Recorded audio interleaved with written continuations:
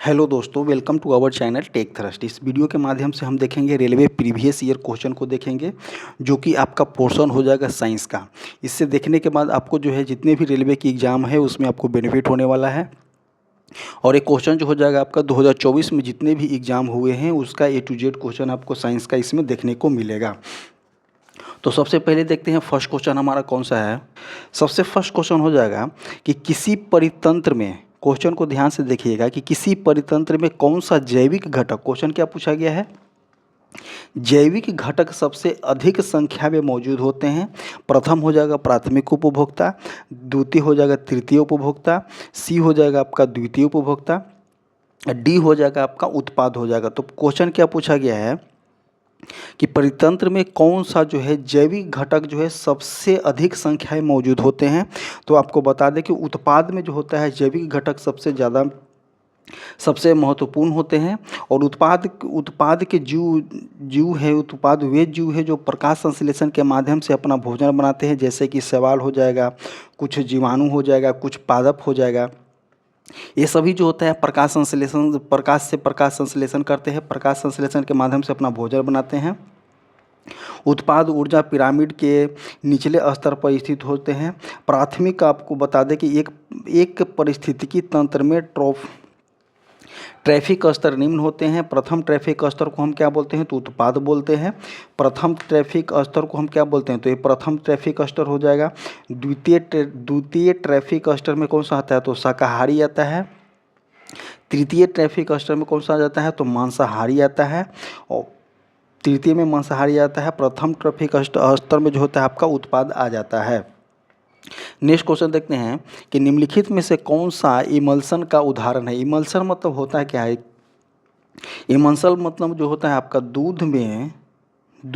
Emulsion मतलब जो होता है द्रव में, इमल्सन का मतलब होता है द्रव में द्रव का परिक्षेपण, द्रव में द्रव का परिक्षेपण जो होता है आपका इमल्सन कहलाता है। तो इसमें पूछा गया कौन सा कि निम्नलिखित में से कौन सा इमल्सन का एक उदाहरण है। तो स्पंज नहीं हो जाएगा, रबर भी नहीं होगा, फोम भी नहीं होगा। तो ऑप्शन कौन सा हो जाएगा, फेस क्रीम जो होता है आपका इमल्सन का उदाहरण होता है। और दूध जो आप देखे होंगे कि दूध जो होता है इमल्सन या प्यास का उदाहरण होता है। रक्त जो होता है आपका सोल का उदाहरण होता है। सोल द्रव में ठोस परिक्षेपण होता है, जैसे कि एरोसोल कौन सा होता है, तो एरोसोल जो बोला जाता है द्रव में ठोस या गैस में ठोस का परिक्षेपण जो है आपका एरोसोल कहलाता है, जैसे कि बादल, कोहरा, गैस में द्रव का परिक्षेपण। आगे देखते हैं रबर जो होता है आपका सिस पॉलीआइप्रीन का होता है। नेक्स्ट क्वेश्चन देखते हैं, क्वेश्चन क्या पूछा गया है कि जाइलम का क्या कार्य है। तो देखिए जाइलम का कार्य जो होता है एक होता है आपका पेड़ पौधे में जटिल ऊतक होते हैं। तो दो जटिल ऊतक होते हैं, एक जाइलम होता है, एक आपका फ्लोएम होता है। एक जाइलम होता है, एक फ्लोएम होता है। तो जाइलम का क्या होता है, जल और खनिज का परिवहन करना होता है। अब फ्लोएम का काम होता है सिर्फ जो होता है भोजन का परिवहन संवहन करना होता है। तो देखिए ऑप्शन देखिएगा, ऑप्शन नंबर ए होगा कि प्रोटीन का संवहन, गलत हो जाएगा। वसा का संवहन, ये भी गलत हो जाएगा। तो जाइलम जो होता है आपका जल एवं खनिज का संवहन करता है। तो ऑप्शन नंबर सी जो हो जाएगा यहाँ पे सही हो जाएगा। नेक्स्ट क्वेश्चन देखते हैं कि गति के दूसरे नियम के अनुसार संवेग परिवर्तन की दर खाली स्थान के समानुपाती होता है। क्वेश्चन क्या पूछा गया है, गति के दूसरे नियम के अनुसार संवेग में परिवर्तन के दर जो होता है आपका कौन सा कहलाता है, तो बल कहलाता है। बल का फॉर्मूला होता है F=m में बल का फॉर्मूला होता है। संवेग का फॉर्मूला होता है आपका P=mv, मास इंटू वेलोसिटी होता है। विस्थापन का फॉर्मूला हो जाएगा आपका वेग बाई टाइम हो जाएगा। जड़त्व जानते हैं, फर्स्ट नियम को जड़त्व बोलते हैं, इसको गैलीलियो का नियम भी बोला जाता है। नेक्स्ट क्वेश्चन देखते हैं, नेक्स्ट क्वेश्चन हो जाएगा क्वेश्चन नंबर आपका 5 नंबर। क्वेश्चन 5 नंबर क्या बोल रहा है कि 5 मीटर पर सेकेंड के स्थिर वेग से, मतलब कि आपका वेलोसिटी दिया गया है और गतिमान जो है 2 kg द्रव्यमान वाले पिंड की गतिज ऊर्जा ज्ञात करना है। तो गतिज ऊर्जा का फॉर्मूला होता है 1/2 mv²। तो 1/2 इंटू कितना हो जाएगा, 5 इंटू 5 हो जाएगा। तो 2 से 2 कट जाएगा, तो बच जाएगा कौन सा, तो 25 जूल जो हो जाएगा आपका आंसर हो जाएगा। तो ऑप्शन नंबर बी जो हो जाएगा यहाँ पे सही हो जाएगा। नेक्स्ट क्वेश्चन देखते हैं कि क्वेश्चन क्या पूछा गया है कि अपने सभी अपरूपों में कार्बन ऑक्सीजन में दहन करके खाली स्थान देता है। तो देखिए कार्बन के कितने अपरूप होते हैं, तो कार्बन के जो आपको बता दें, एक कार्बन के आपका 2 अपरूप होते हैं। एक जो होता है आपका रवादार अपरूप होता है, एक जो होता है आपका बेरवादार अपरूप होता है। तो रवादार अपरूप होता है कि बेरवादार अपरूप होता है। रवादार अपरूप में आपका कौन कौन से आ जाता है, तो हीरा, जो हीरा हो जाएगा, ग्रेफाइट हो जाएगा, उसके बाद फ्लोरीन हो जाएगा, उसके बाद आपको बता दें ग्रेफीन जो होता है आपका हीरा का रवादार रूप होता है। अब बेरवादार रूप में कौन कौन से हो जाएगा, तो कोयला हो जाएगा। कोयला के बाद आप देख सकते हैं कोक जो होता है आपका बेरवादार रूप होता है, काजल हो जाएगा। उसके बाद चारकोल जो होता है आपका बेरवादार रूप होता है। अब आते हैं क्वेश्चन पे, आपने सभी अपरूपों में कार्बन ऑक्सीजन में दहन करके खाली स्थान देता है। तो देखिए कार्बन अगर कभी भी दहन करता है O2 के साथ बनाएगा तो क्या बनाएगा, तो CO2 यहाँ पे बनाएगा। तो ऑप्शन नंबर सी जो हो जाएगा आपका कार्बन डाइऑक्साइड इसका आंसर हो जाएगा। नेक्स्ट क्वेश्चन देखते हैं कि जल के कितने अणु आयरन परमाणु के 3 अणुओं के साथ अभिक्रिया करके 3 अणुओं के साथ अभिक्रिया करके बनाते हैं। तो देखिए इसका आंसर जो हो जाएगा आपका 3 अणुओं के साथ अभिक्रिया कर करके जो बनाता है, जैसे कि देखिए Fe हो जाएगा यहाँ पे, Fe प्लस जो है जल, Fe प्लस हो जाएगा H2O, क्या बना जाएगा आपका Fe3O4, Fe3O4 बनाता है, प्लस क्या बनाता है आपका 4H2O बनाएगा यहाँ पे। अब इसको जो होता है समीकरण को संतुलित करना होगा, तो ऑप्शन नंबर कौन सा हो जाएगा, ऑप्शन नंबर बी जो हो जाएगा यहाँ पे सही हो जाएगा। नेक्स्ट क्वेश्चन देखते हैं कि निम्नलिखित में से किस शब्द का प्रयोग अयस्कों में उपस्थित मिट्टी और रेत जैसी अशुद्धियाँ के लिए किया जाता है। क्वेश्चन को देखिएगा कि निम्नलिखित में से किस शब्दों का प्रयोग जो है अयस्कों में उपस्थित मिट्टी और रेत की अशुद्धियों को शुद्ध करने के लिए करते हैं। तो एक हो जाएगा अस्थायी कठोरता, दूसरा हो जाएगा गलनांक, तीसरा हो जाएगा स्पंजी, चौथा हो जाएगा आपका गैंग। तो इसका आंसर जो हो जाएगा आपका गैंग हो जाता है। गैंग आखिर होता क्या है, धातु तथा उसके यौगिक पृथ्वी में जिस रूप में मिलते हैं उसे हम क्या बोलते हैं, तो उसको हम खनिज लवण बोलते हैं। अयस्कों में उपस्थित मिट्टी और रेत जैसी अशुद्धियाँ को गैंग कहा जाता है। उस खनिजों को जिससे धातु निकाला आर्थिक दृष्टि से लाभदायक होता है, उसे हम क्या बोलते हैं, अयस्क बोलते हैं। अयस्क को गैंग से पृथक करना अयस्क का जो है सांद्रण कहलाता है। गलनांक जो होता है आपका, गलनांक किसको कहते हैं, तो उस पदार्थ को कहते हैं जो अयस्क में उपस्थित अगलनीय गैंग से उच्च ताप पर क्रिया करके गलनीय धातु मल बनाया जाता है। एक हो जाता है आपका गालक जो होता है अम्लीय और क्षारीय समानतः 2 प्रकार के होते हैं। अगर अम्लीय गैंग को हटाने के लिए क्षारक चालक जैसे कि CaO या CaCO3 तथा क्षारीय गैंग को हटाने के लिए जो होता है अम्लीय गालक का उपयोग किया जाता है। आगे देखते हैं नेक्स्ट क्वेश्चन हो जाएगा क्वेश्चन नंबर 9 नंबर कि किस कोशिका का आकार जो होता है आपका बदलता रहता है। तो देखिए इसमें आंसर जो हो जाएगा आपका अंडाणु का आकार जो होता है निश्चित होता है। चिकनी पीसी इसको भी काट दीजिए। तंत्रिका कोशिका भी तो पूरी तरह से तंत्रिका कोशिका में जो होता है आपका विभाजन होता ही नहीं है, तो ये तो ऐसे ही कट जाएगा।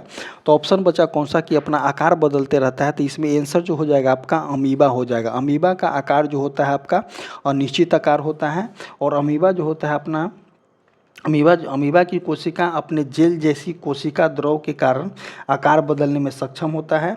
अमीबा का यह लचीलापन उसे फेगोसाइटोसिस नामक प्रक्रिया के माध्यम से चलने और भोजन को निगलने में सहायता करता है।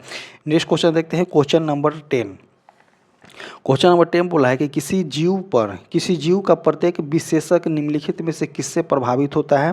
तो केवल मातृक डीएनए से, मातृक डीएनए की तुलना में पैतृक डीएनए से अधिक होता है। केवल पैतृक डीएनए से, मातृक और पैतृक दोनों डीएनए से जो होता है समान रूप में जो होता है विशेषता रखती है। तो ऑप्शन नंबर डी जो हो जाएगा यहाँ पे सही हो जाएगा।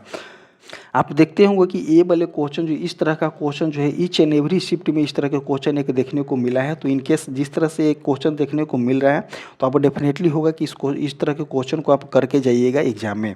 आगे देखते हैं नेक्स्ट क्वेश्चन कि निम्नलिखित में से कौन सा उदाहरण यह दर्शाता है कि पदार्थों के कण के बीच पर्याप्त रिक्त स्थान होता है। क्वेश्चन क्या पूछा गया है कि निम्नलिखित में से कौन सा उदाहरण यह दर्शाता है कि पदार्थों के कणों के बीच जो होता है पर्याप्त स्थान होता है। तो उबलता हुआ पानी के बीच में कणों के बीच में पर्याप्त स्थान होता है? बिल्कुल नहीं होता है।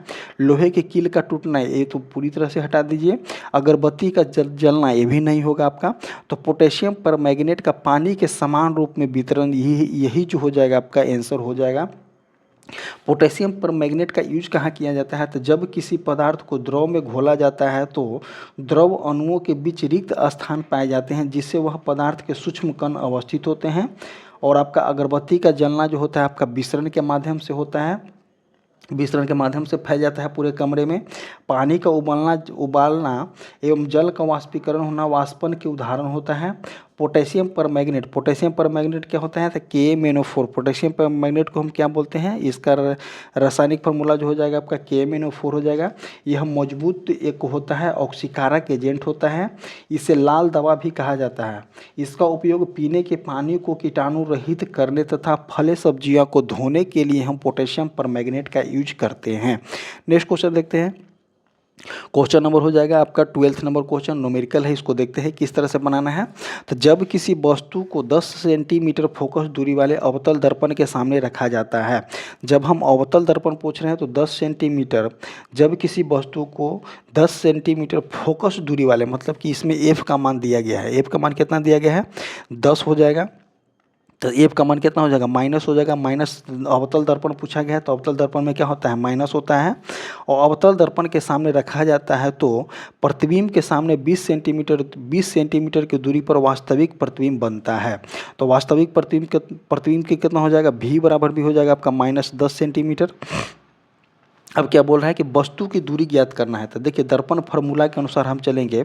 दर्पण फार्मूला होता है 1/v + 1/u बराबर क्या होता है? 1/f होता है। अब हम इसको कैलकुलेट करेंगे। तो देखिए इसमें आपका जो है यू का मान जो है निगेटिव में होगा, भी का मान भी निगेटिव होगा और एफ का मान भी जो होता है निगेटिव होता है। देखिए क्यों इसलिए होता है कि 20 सेंटीमीटर दिया गया है तो भी जो हो जाएगा आपका निगेटिव हो जाएगा। वास्तविक, देखिए दूरी तथा एक वास्तविक प्रतिबिंब दिया गया है। तो अगर प्रतिबिंब वास्तविक होता है तो वस्तु को, प्रतिबिंब अगर वास्तविक होता है तो प्रतिबिंब कहाँ बनता है? तो नीचे बनता है। तो नीचे बनने के क्रम में कौन सा हो जाएगा? निगेटिव हो जाएगा। अब इसके फार्मूला के अनुसार हम इसको सब्स्टिट्यूट करेंगे। तो देखिए फार्मूला के अनुसार सब्स्टिट्यूट करेंगे तो देखिए 1/u हमको निकालना है। क्या है? 1/u निकालना है। और 1/f के मान कितना दिया गया? -10 दिया गया है। तो माइनस हम आगे लगा लेंगे, -10 हो जाएगा। उसके बाद हमको इधर प्लस से माइनस में आ जाएगा तो माइनस माइनस क्या हो जाएगा? ये प्लस हो जाएगा। 1/20 आ जाएगा। जब हम इसको 1/u को कैलकुलेट करेंगे तो u का वैल्यू हमारा कितना आ जाएगा? तो -20 सेंटीमीटर जो है हमारा u का वैल्यू आ जाएगा। तो ऑप्शन नंबर ए जो हो जाएगा आपका सही हो जाएगा। नेक्स्ट क्वेश्चन देखते हैं कि निम्नलिखित में से कौन सा द्रव्यमान जो है द्रव्यमान की इकाई का प्रतीक होता है? निम्नलिखित में से कौन सा जो है परमाणु द्रव्यमान, क्वेश्चन देखिए कि परमाणु द्रव्यमान देख करके आप इसको नहीं मारिएगा, गलत हो जाएगा। तो देखिए परमाणु द्रव्यमान का इकाई क्या होता है? तो यू होता है। Atomic mass unit, atomic mass unit इसको बोला जाता है। एटॉमिक मास यूनिट एक एटॉमिक मास यूनिट बराबर कितना होता है? तो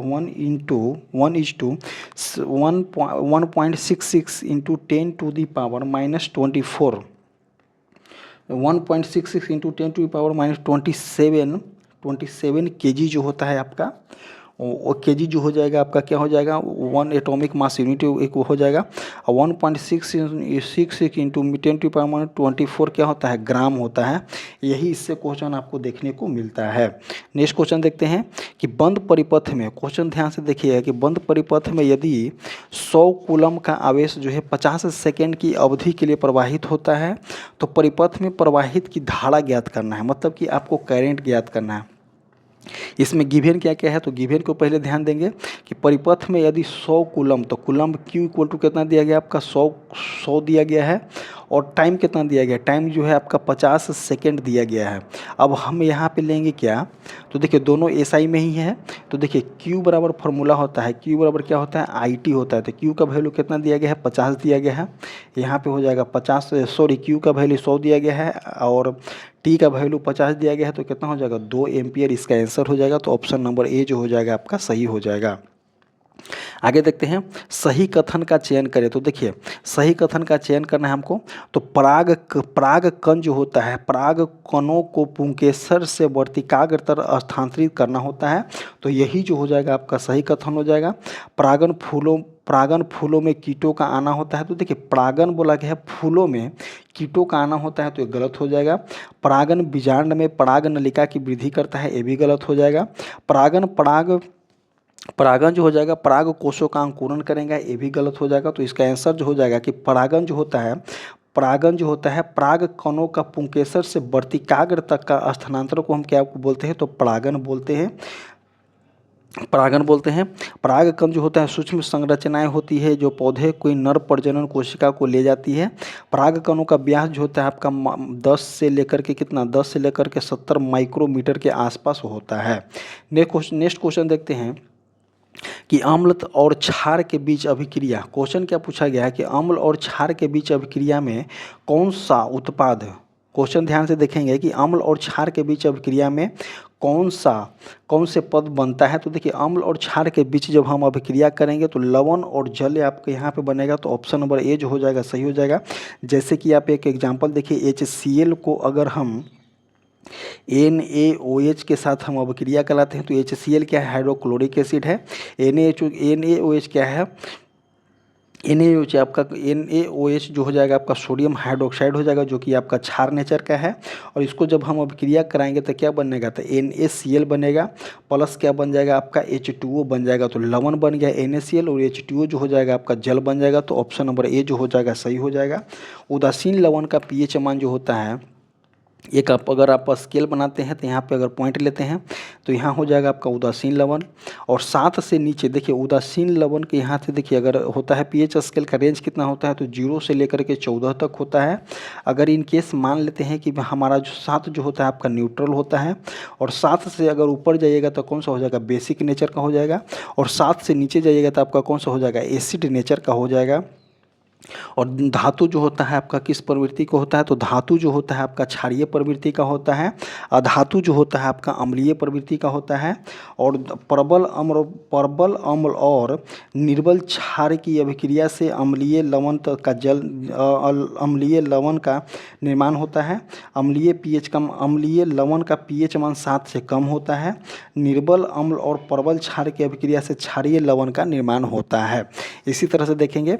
और एक क्वेश्चन जो है आपका लवण और क्षार पे आपका पीटी और मेंस दोनों में आपको क्वेश्चन देखने को मिलेगा, तो इसीलिए इसको आप ध्यान दीजिएगा।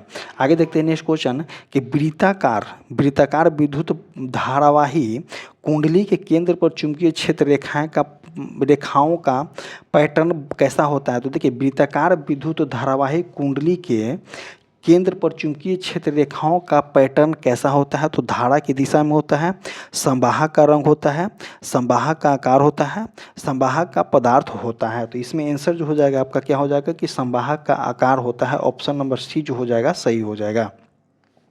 आगे देखते हैं हमारे शरीर में हानिकारक चयापचय। क्वेश्चन ध्यान से देखिएगा कि हमारे शरीर में जो होता है हानिकारक चयापचय अपशिष्ट को किस जैविक प्रक्रिया द्वारा निष्कासित किया जाता है।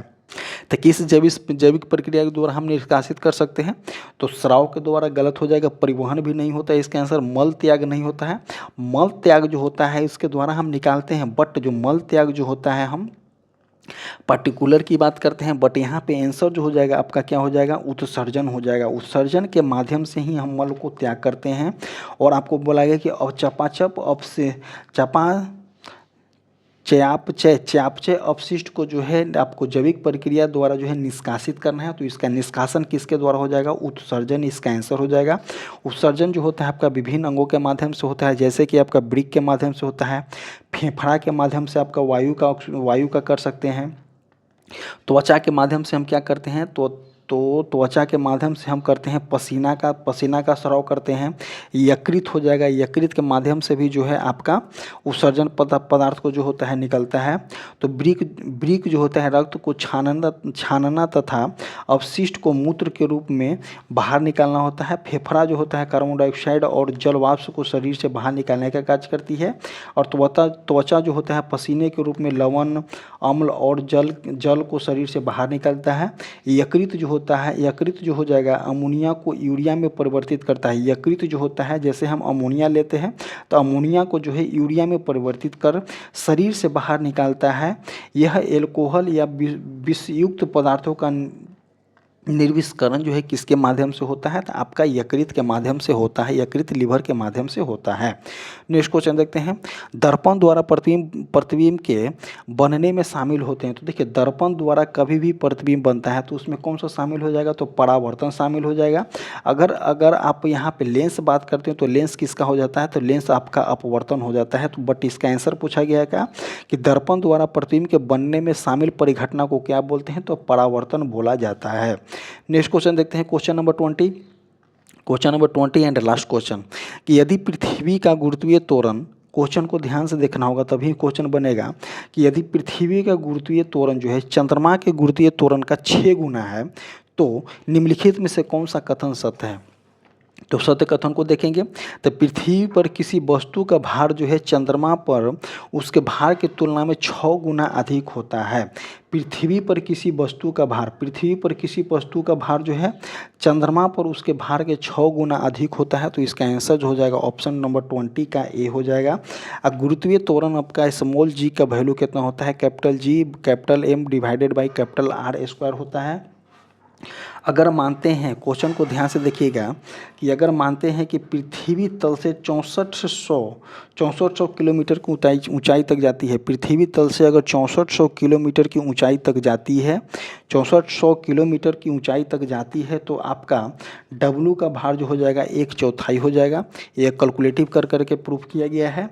पृथ्वी के तल से अगर 3200 किलोमीटर की ऊंचाई तक जाती है, ये क्वेश्चन को जो है आपका डायरेक्ट एग्जाम में देखने को मिलता है, तो इसका ऊंचाई जो होता है आपका कितना हो जाएगा, तो 4/9W हो जाएगा। उसके बाद अगर पृथ्वी तल से 1600 किलोमीटर की ऊंचाई तक जाती है तो इसका भार जो हो जाता है कितना होता है 16, अगर मानते हैं 1600 किलोमीटर तक ऊंचाई तक जाती है तो इसका भार जो हो जाएगा भार का 16/25 गुना के बराबर हो जाएगा। ये सभी कैलकुलेट कर करके निकाला गया है। तो आपको जो है इसको डायरेक्ट डाटा को याद करके आपको क्वेश्चन भी डायरेक्ट देखने को मिलता है। इसी तरह से जो है आज का टॉपिक समाप्त होता है। इसमें जो है आपका ALP प्रीवियस ईयर पेपर है। आपको बता दें कि अगर प्रीवियस ईयर पेपर आप कर जा रहे हैं रेलवे के लिए तो आपको बहुत ही महत्वपूर्ण होगा, और ये सभी क्वेश्चन ही आपको जो है डेफिनेटली एग्जाम में किसी न किसी रेलवे के एग्ज़ाम में देखने को मिलेगा, क्योंकि आपका अपकमिंग एग्ज़ाम रेलवे का एग्ज़ाम है, जेई का एग्ज़ाम है। जेई में फिजिक्स जेई का मेंस होता है उसमें फिजिक्स पूछता है। उसके बाद आपको बताएं NTPC का एग्ज़ाम है, ग्रुप डी का एग्ज़ाम है। ग्रुप डी में तो साइंस जो है भर के पूछता है।